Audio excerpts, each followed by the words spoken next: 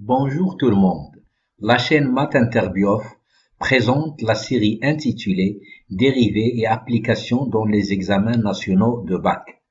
Dans cette vidéo, nous allons vous présenter un exercice construit à base de l'examen national défini par les caractéristiques suivantes.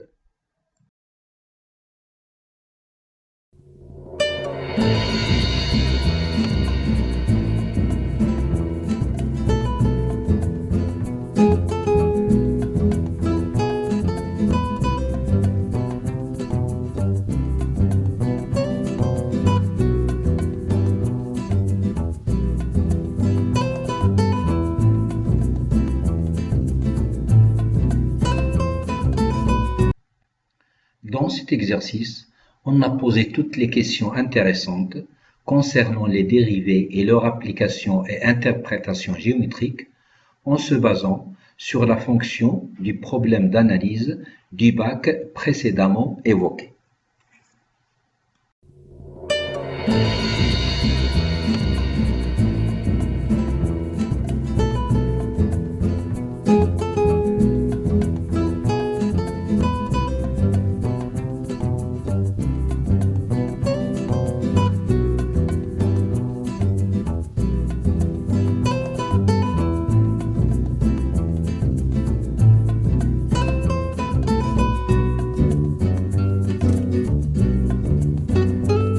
Conseil: afin de pouvoir bénéficier de la solution qu'on vous propose, vous devez respecter les consignes suivantes. Après la lecture de chacune des questions de l'exercice, appuyez sur pause, essayez de répondre à la question, puis seulement après avoir bien cherché, regardez la suite de la vidéo.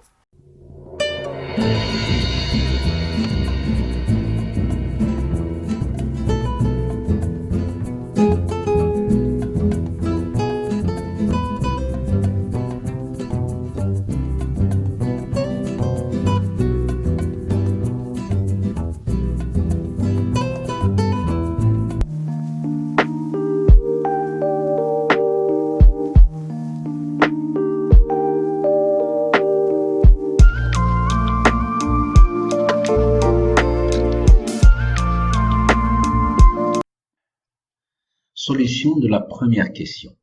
Ici, on veut étudier le signe de g de x en partant de l'image de 0 et du tableau de variation de la fonction g. On a pour tout x dans R, g de x égale e de x moins x carré plus 3x moins 1. D'où g de 0 égale e0 moins 0 plus 0 moins 1, ce qui donne 0. Prenons maintenant un élément quelconque x dans R.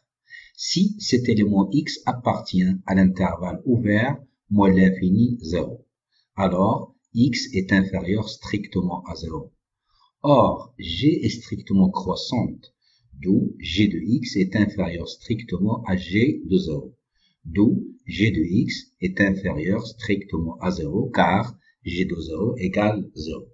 Et si maintenant l'élément x appartient à l'intervalle ouvert 0 plus infini, alors x est strictement supérieur à 0, et comme g est strictement croissante, alors g de x est supérieur à g de 0, d'où g de x est supérieur strictement à 0, car g de 0 égale 0, ce qui conduit au tableau de signes de g de x.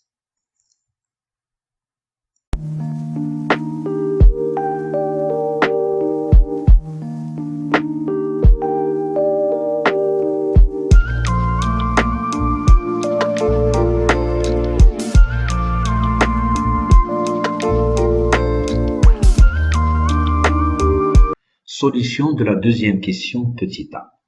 Ici, on veut calculer f' de x, l'expression de la fonction dérivée de f. On a pour tout x réel, f de x égale, entre parenthèses, x carré moins x fois e de moins x, plus x.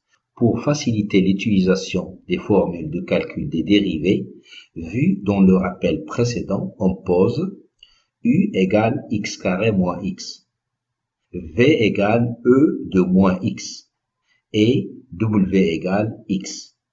F de X s'écrit donc U fois V plus W. D'où f' de x égale u' v plus v' u plus w'. Or, u' égale 2x moins 1. v' égale moins e de moins x. Et w' égale à 1. D'où f' de x égale, entre parenthèses, 2x moins 1 fois e de moins x, moins, entre parenthèses, x carré moins x fois e de moins x, plus 1.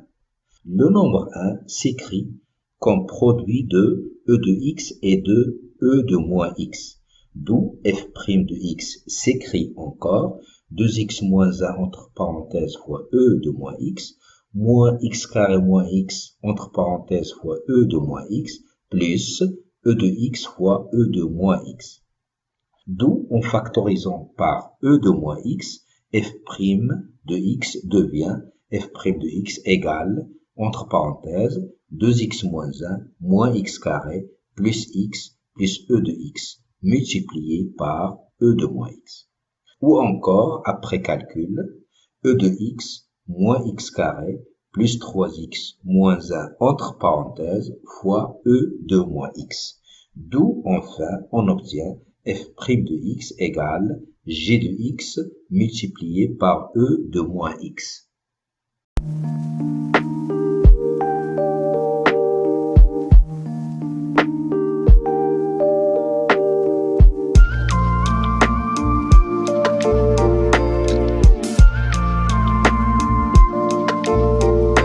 Solution de la deuxième question petit b.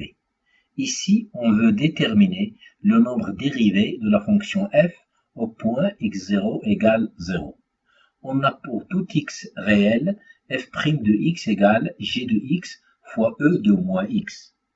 Pour x0 égale à 0, on obtient f' de 0 égale g de 0 fois e de 0, ce qui donne g de 0. Or, g de 0 égale à 0, d'où f' de 0 égale 0. On en déduit que la courbe CF admet une tangente horizontale au point x0 égale 0.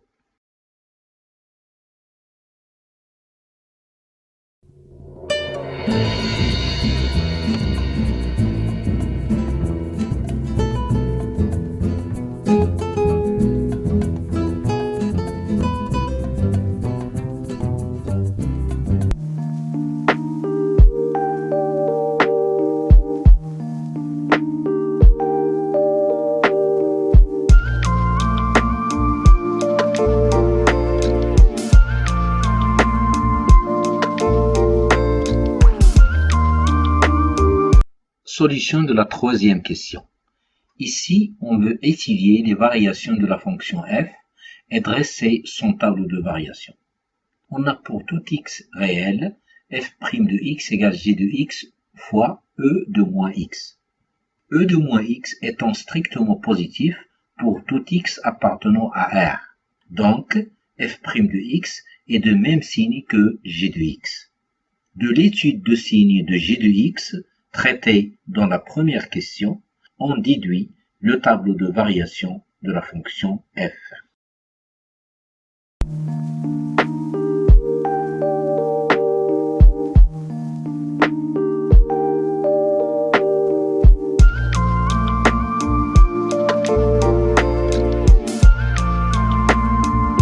Solution de la quatrième question. Ici, on veut calculer f seconde de x, l'expression de la dérivée seconde de la fonction f. On a pour tout réel x, f' de x égale g de x multiplié par e de moins x. D'où f seconde de x égale g' de x fois e de moins x moins g de x fois e de moins x. Ou encore, en factorisant par e de moins x, g' de x moins g de x entre parenthèses fois e de moins x. Or, g de x égale e de x moins x carré plus 3x moins 1.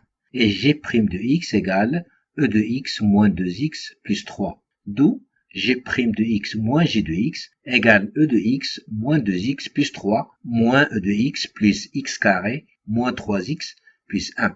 Ce qui fait g' de x moins g de x égale x carré moins 5x plus 4. D'où enfin, pour tout x réel, on obtient f seconde de x égale x carré moins 5x plus 4, entre parenthèses, fois e de moins x.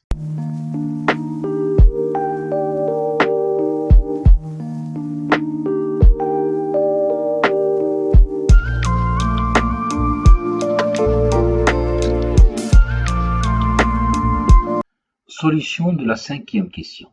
Ici, on veut étudier le signe de f seconde de x, puis en déduire la concavité et les points d'inflexion de la courbe CF. On a pour tout x réel, f seconde de x égale x carré moins 5x plus 4 entre parenthèses fois e de moins x. Or, e de moins x est strictement positif quel que soit x dans R. D'où f seconde de x est de même signe que le polynôme p égale x carré moins 5x plus 4.